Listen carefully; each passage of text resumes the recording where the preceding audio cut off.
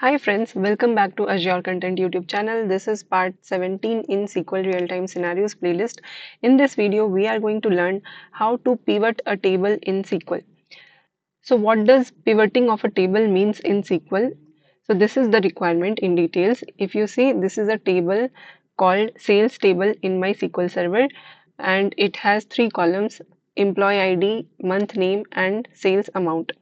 So if you see the data, there are three distinct employee IDs, that is employee ID 1, 2 and 3, and these employees have done multiple sales. So in the month of Jan, employee ID 1 has done the sales of 1000 rupees, and there is another entry to this employee ID for the month of Jan, that is 1300.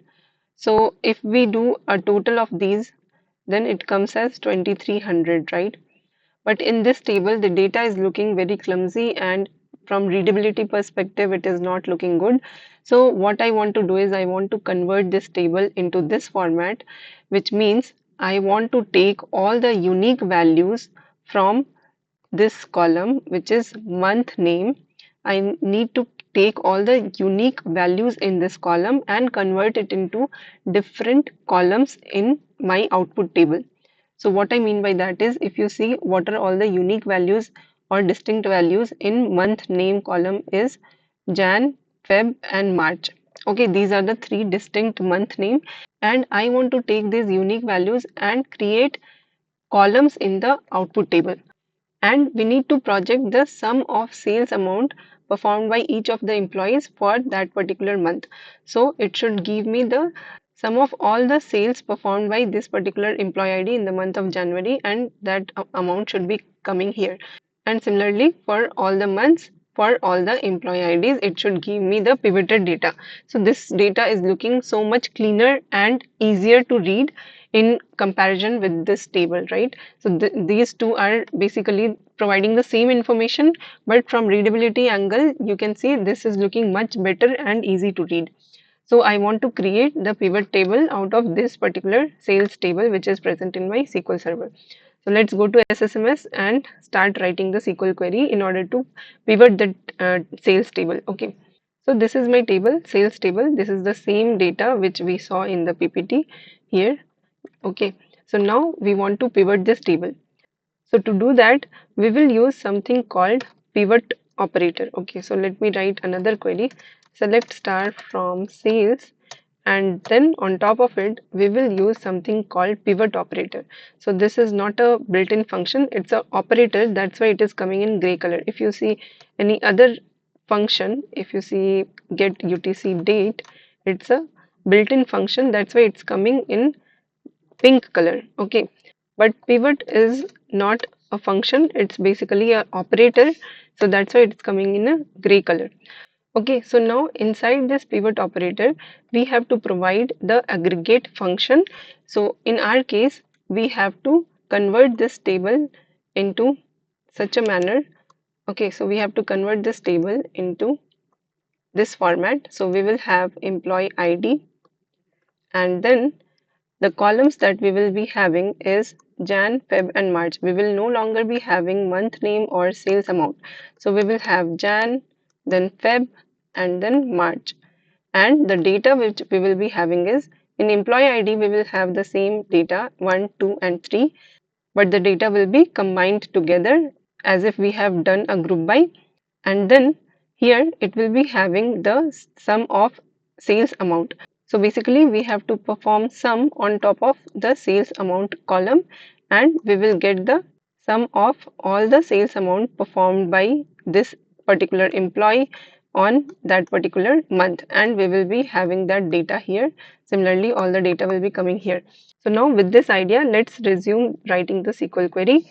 So inside pivot operator, we will use the aggregate function called sum, and we have to perform sum on top of the sales amount. So we will be using sales amount column inside sum function, and for which column we have to take the unique values and convert it into the output column name. So that column name is month name column, and then we have to use in and what are the column names that we want in the output. Okay, so those column names are Jan, then Feb and March, right?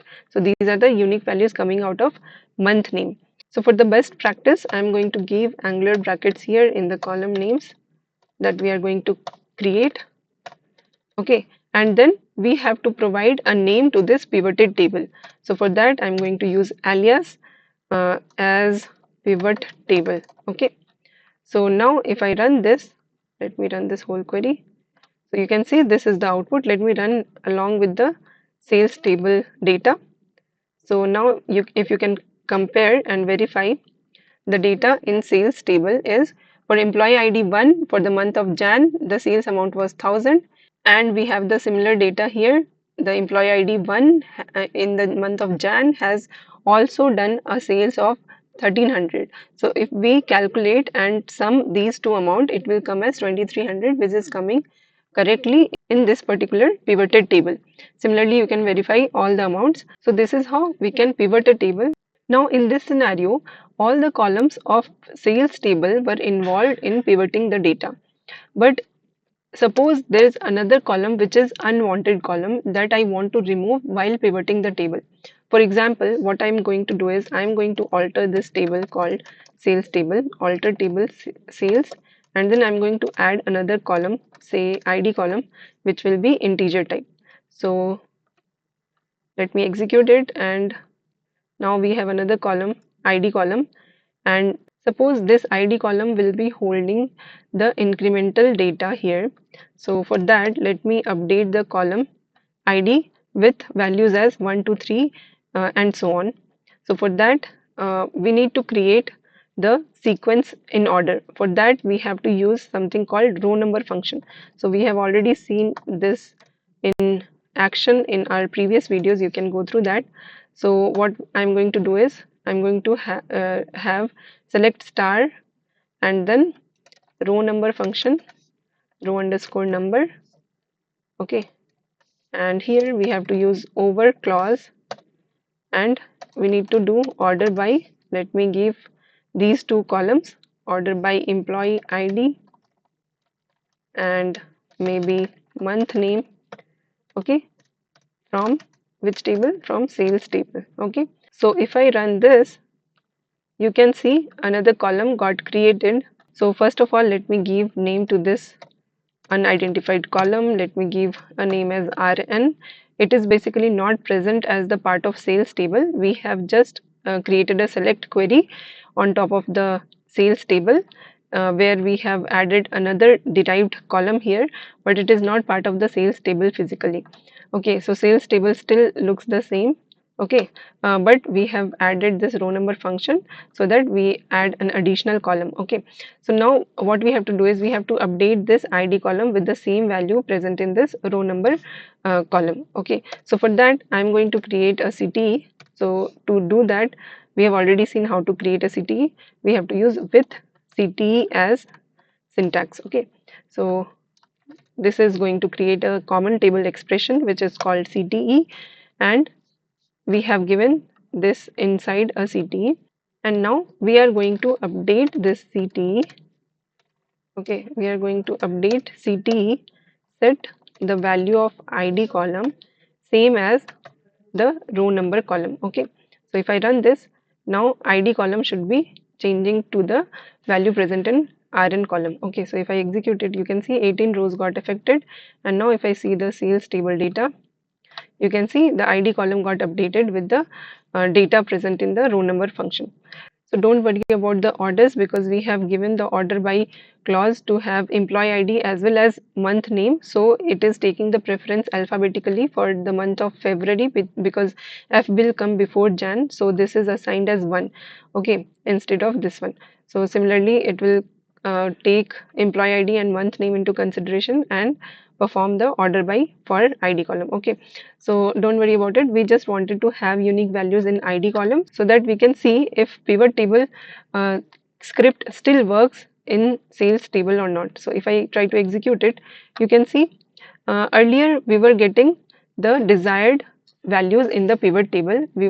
So if you remember, the same script used to give us only 3 rows with the correct format data which we expected here. So we were able to get this kind of data, but after adding the ID column, now you can see we are still getting 18 rows with this kind of value. Everywhere it is coming null for two columns, and only one column is holding correct data. So why it is happening is because using pivot, it is taking all the columns from sales table into consideration, because we have not explicitly mentioned the columns that we want to take in consideration to perform the pivot.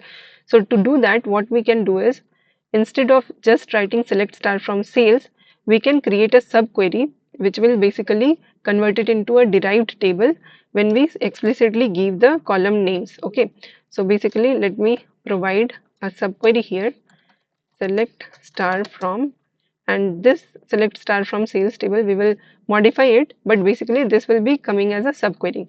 So then I'm going to give an alias for the subquery. Maybe I'll just say subquery, and then on top of that we will perform pivot.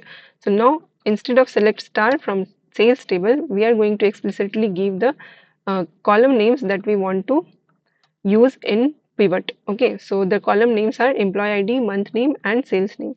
So here, instead of select star, I'm going to give employee ID and month name and then sales amount. Okay, and we are not going to use the ID column, which is basically disrupting our data in pivot table. So because of the unique values present here, it's not able to group by, and we just want to use employee ID, month name, and sales amount. And now if I execute it, you can see we are getting the desired value again. So anytime when you have this kind of uh, unwanted column present, and still if you want to perform pivot on top of only the desired columns, then you can make use of subquery, and you can use the pivot function to perform pivot. So we have achieved the requirement of pivoting the data which used to look like this, and then we converted it into the pivoted format, as you can see here in the output. Okay, so now uh, there is another case that we have actually hard coded the month name. So basically whatever the column we want in the output table, we have hard coded it instead of getting it automatically from the input table. So in the next video, we will see how to generate the column name automatically and get it in the output column names, so that suppose in sales table there is another row getting added as says April, then we don't need to change this particular query. We can just rely on the query that we will form dynamically, and it will automatically take the month names. Okay, so we will see that how to write that dynamic SQL query in the next video. So for this video, you can just understand how pivot table works and how can we write the query in order to pivot a table. So that's it for this video, guys. I hope you find this video helpful, and please hit on like button and please subscribe to my channel if you haven't done it yet. Thank you.